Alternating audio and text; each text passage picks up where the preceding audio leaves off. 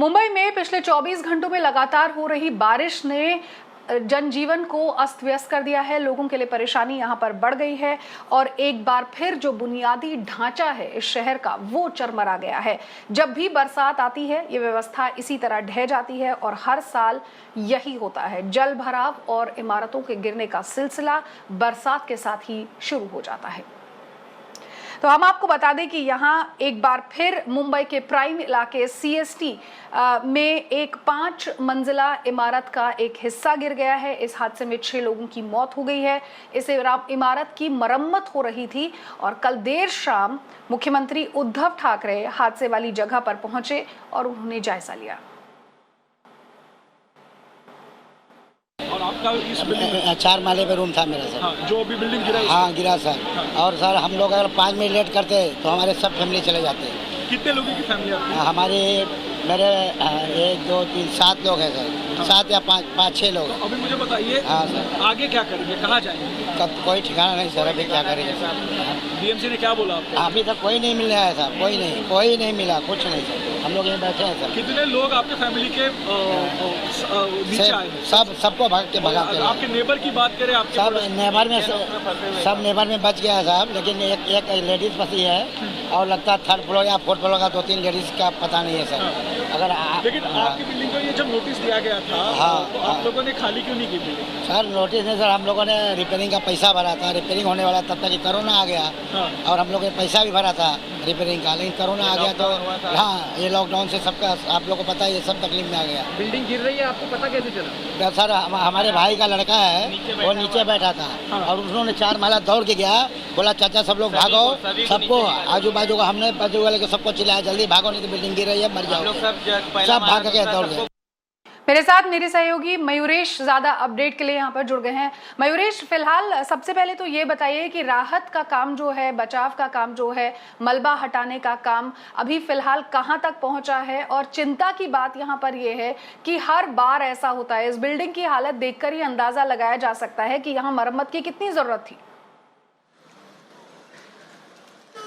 जी बिल्कुल अनुया, मैं अपने कैमरा पर्सन विनायक को रिक्वेस्ट करूंगा कि वो आपको दिखाए। फिलहाल हम स्पॉट पे हैं और राहत का काम अभी भी चल रहा है, क्योंकि बताया ये गया है कि आज सुबह और एक शव जो है वो इस मलबे के नीचे से निकाला गया है। तो आप देख सकते हैं JCB के द्वारा यहाँ पे मलबा हटाने का काम चल रहा है। स्निफर डॉग्स जो है वो भी यहाँ पे लाए गए हैं NDRF की तरफ से। स्निफर डॉग्स की मदद से अभी भी कोई मलबे के नीचे कोई फंसा है क्या या कोई है क्या, ये जानने की कोशिश और उनको आइडेंटिफाई करने की कोशिश जो है वो फिलहाल चल रही है। और आपने जैसे कहा अनुया, जी हाँ, ये तकरीबन 80 से 90 साल पुरानी बिल्डिंग है, म्हाडा सेस बिल्डिंग है। जब कल हमने इस बिल्डिंग में रहने वाले लोगों से बात किया जिनको रेस्क्यू किया गया, उन्होंने सीधे तौर पे कहा कि ये बिल्डिंग जो है वो रिपेयर के लिए ड्यू थी। जब हमने बात की BMC कमिश्नर से तो उन्होंने कहा कि BMC का हालांकि इसमें कोई रोल है नहीं, लेकिन म्हाडा जो है वो इन बिल्डिंग की मेंटेनेंस करती है। और बहुत सी ऐसी बिल्डिंग है, तकरीबन 16,000 बिल्डिंग्स है म्हाडा की, जिनका रिपेयर वर्क इस साल नहीं हो पाया क्योंकि 3 महीने लॉकडाउन था। और यूजुअली म्हाडा जो है वो रिपेयर वर्क शुरू करती है फरवरी या मार्च के महीने में, और तभी लॉकडाउन था। इसकी वजह से बहुत सी ऐसी बिल्डिंग्स है जिनका रिपेयर वर्क नहीं हो पाया। तो यहाँ पर रहने वाले लोगों ने भी यही कहा है कि रिपेयर के लिए ड्यू था। उन्होंने म्हाडा में पैसे भी जमा किए थे रिपेयर वर्क के लिए, लेकिन लॉकडाउन के चलते ये रिपेयर वर्क नहीं हो पाया। शुक्रिया मयूरेश इस तमाम अपडेट को हम तक पहुंचाने के लिए।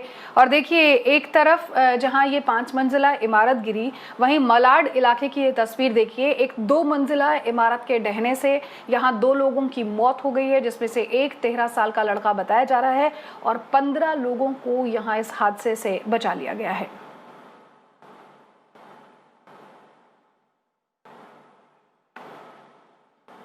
एक और बार फिर हम मयूरेश के पास चलते हैं। मयूरेश, ये कोई पहली बार नहीं है जब बारिश आती हो और मुंबई की पूरी जो ये हालत है बिल्डिंग्स की, वो यहाँ पर चरमरा जाती हो। एक के बाद एक घटनाएं हम यहाँ पर देखते हैं। देखिए, इमारत ढहने की करीब 3 घटनाएं पिछले 24 घंटे में हुई है। ऐसे में BMC ने कहा कि म्हाडा की जिम्मेदारी थी, और अब इन बिल्डिंग्स के गिरने के बाद आखिर अगला कदम क्या होगा?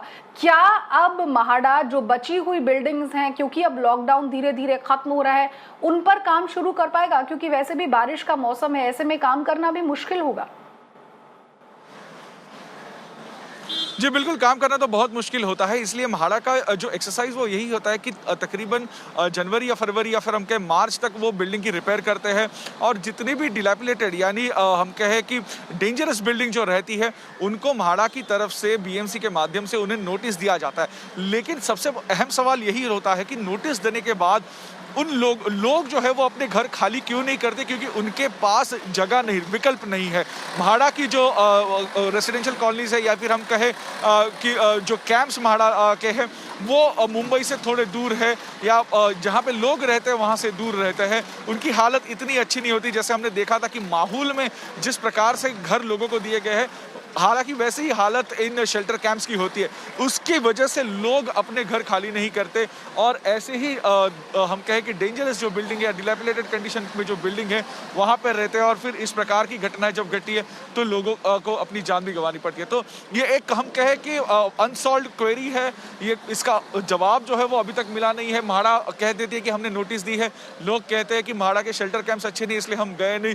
तो कहीं ना कहीं ये कम्युनिकेशन गैप है और कहीं ना कहीं हम कहें कि ये लैब्स भी है गवर्नमेंट के बिहाफ पे, क्योंकि अगर लोगों को विकल्प ही नहीं आप दोगे या अच्छा विकल्प नहीं उनके पास रहेगा तो लोग अपना रहता हुआ घर क्यों छोड़ेंगे, यही सवाल है। बिल्कुल, बहुत बहुत शुक्रिया मयूरेश इस तमाम अपडेट को हम तक पहुंचाने के लिए।